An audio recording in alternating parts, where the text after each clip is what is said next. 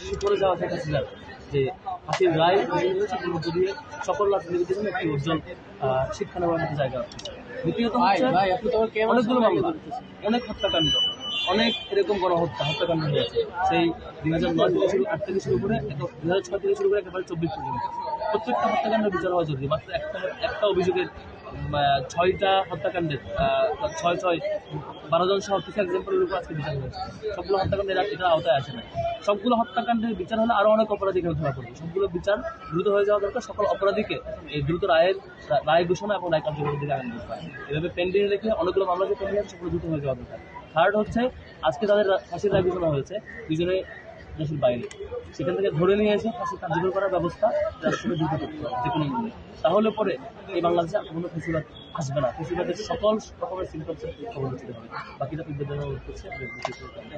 সবাইকে ধন্যবাদ। আজকে আমাদের